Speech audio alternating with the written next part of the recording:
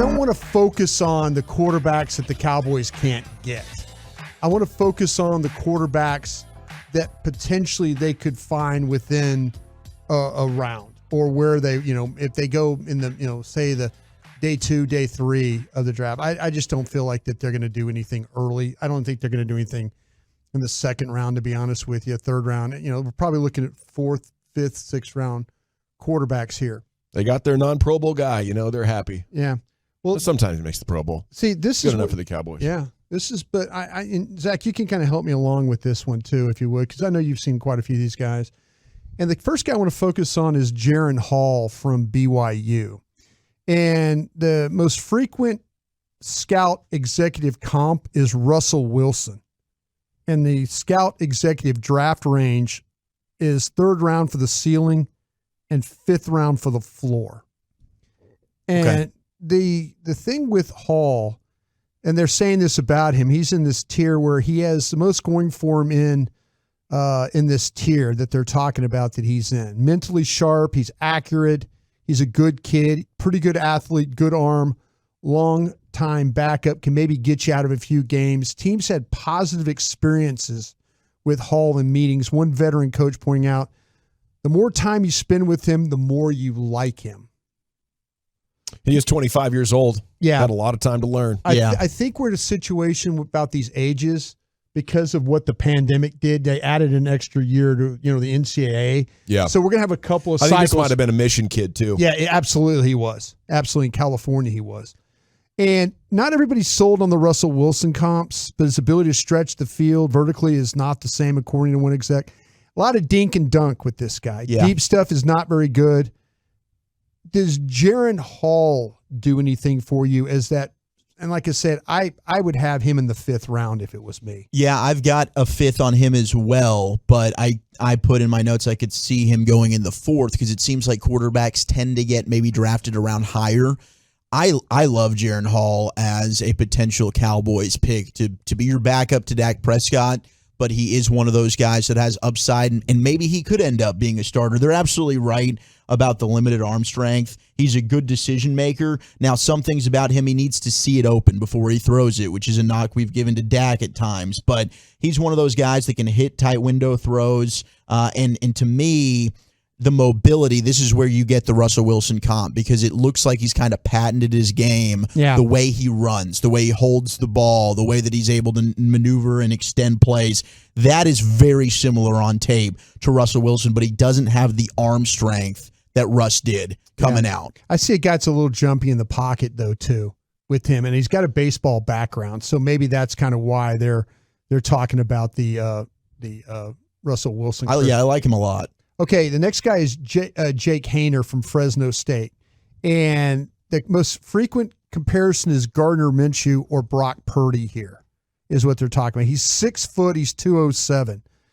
And the scouts are saying, I would take him over Desmond Ridder, who was a 3rd-round pick out of Cincinnati last year. But he's largely considered by scouts as a high-level backup who will be a coach after his playing days.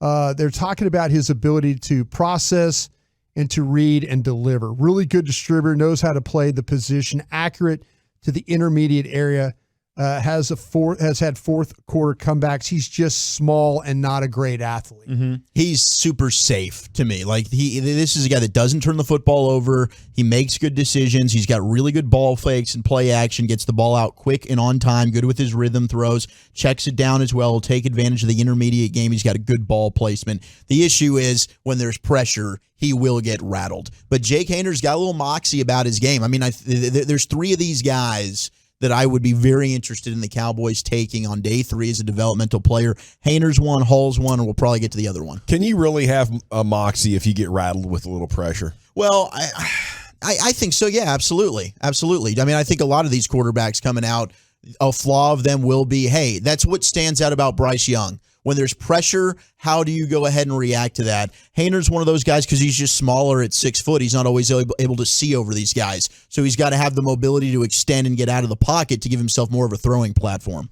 Yeah, I feel like the one game that I watched that I really liked was the UCLA game, Gavin, where he was like they kept losing the lead, and he was getting hit and he kept throwing and bringing them back. And that was something I thought was really, really kind of he took some big hits. He hung in there. I have him better than Hall. I have Hall in the 5th. I have this kid in the 4th. I think there's some redeeming qualities to him. Again, he's just 6 foot. That might be something that teams get totally turned off by. The next guy would be Clayton Tune from Houston. Yeah. Okay, now here's a guy that was a 30 visit guy for the Cowboys, and he's a local kid from here.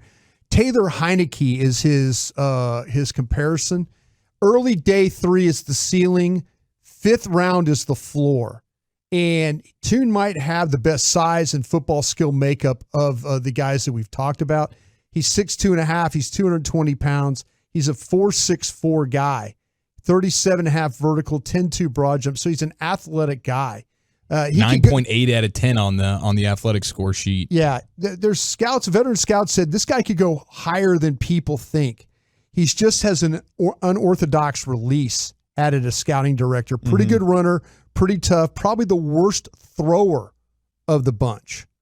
But when he gets in the backup, the S can hit the fan.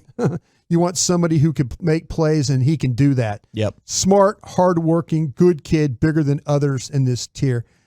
He threw really well in the Senior Bowl practices, but because the knock on him is you don't see him push the ball down the field a whole lot. Yeah, a lot of it was yards after catch because he's got Tank Dell, who he's able to get the ball to. But what's impressive about him is I will say he would continue to bring Houston back in a lot of football games. Yeah. They'd fall behind. Next thing you know, here's Clayton Tune rallying it back into this thing. So this is a guy where you're never quite out of the game. His footwork will suffer at times. It's a little bit inconsistent, but he does an excellent job of going through his progressions and surveying the field. Yeah, I think you got him right there. I felt like the more he moved his feet, really the worse he was. When he could stand and plant and throw, I think he's a lot better quarterback. 4-year starter as well. Yep. So and he's from Hebron. He's a local kid. He is a local Love kid. It, dude. Pulling okay, for him. the next guy is who the Cowboys are spending a lot of interest in, or they're spending a lot of time with, put it that way.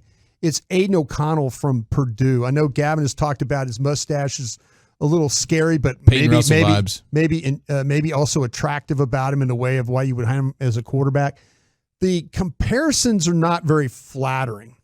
Nathan Peterman and Sean Mannion are the two guys that people talk about. Oof. Oh, that's not good. The early day 3 is the ceiling. Late day 3 is the floor. So they consistently think this guy is a kind of just a day 3 project. He's a pure pocket passer. He's an all Big Ten guy for back-to-back years. Almost 68% of his passes were completed during his career. The scouts see him as a streaky passer with above average arm. They believe he's best suited to be in a traditional passing offense. So we really don't know all about it. It's interesting that the Cowboys are spending a lot of time with this guy, and we need to kind of figure out what the Cowboys offense is going to be. But if you're going to ask this guy on the move, that's not ideal because he's slow-footed. He's heavy. He's a heavy guy, but he'll stick in the league because he can throw it and he's smart and he can operate an offense. You got cojones and you want to sling that thing and you have pocket presence, that's still the determining factor in the NFL. There's ways around it, now more so than ever if you have an athletic quarterback that can limit mistakes. But if I'm shooting for a guy that I think could take over the league someday, it's a guy that profiles like this. Yeah. I'm in there. I'm a gunslinger. And that's the kind of guy I want to take on day 3. The guy that has all the talent just needs to harness it. I think you got a guy nailed. He's in here, man. I mean, he'll make some questionable decisions because he's got the best velocity. And I think maybe arm ability of the guys we've talked about, and you'll see it. He'll try and zip that thing into traffic, and you're holding your breath like, oh, no, why in the hell did he throw that? But sometimes it works for him. It does. And the last guy I want to mention here real quickly is Dorian Thompson-Robinson. He's at UCLA. He's compared to Tyrod Taylor. His ceiling is 3rd round. His floor is late day 3. He's bigger and faster than Taylor, though, isn't he? Yeah, he is. This guy is a super athlete. Yeah. Every big play this guy makes is generally with his feet. Yep, great runner. Don't like him as a passer. Yeah. Yeah, this is a guy that I want, though. This is the opposite of O'Connell to me, is a guy that's like, hey, can we run a simplified offense, have him run the ball 15 times and win today? Absolutely. Yeah. I think that guy could come in because of what you mentioned with his legs, and if you have a good offensive line and a good defense, you can win a lot of games in a regular season. It's the scouts really do like his traits, and that could be tempting to a lot of teams. That's kind of his report. And he has improved every year that we watched him play at UCLA. Yeah, okay. It's time now for the NFL news of the day. Thank you, Krusty. Brian brought us in Krusty's Corner every afternoon at 2:40. Somebody on the text says we need to get that Krusty's pancake mix to sponsor this segment. Oh, heck yeah. Oh, that'd be awesome. I'm sending that over to the powers that be. Yeah.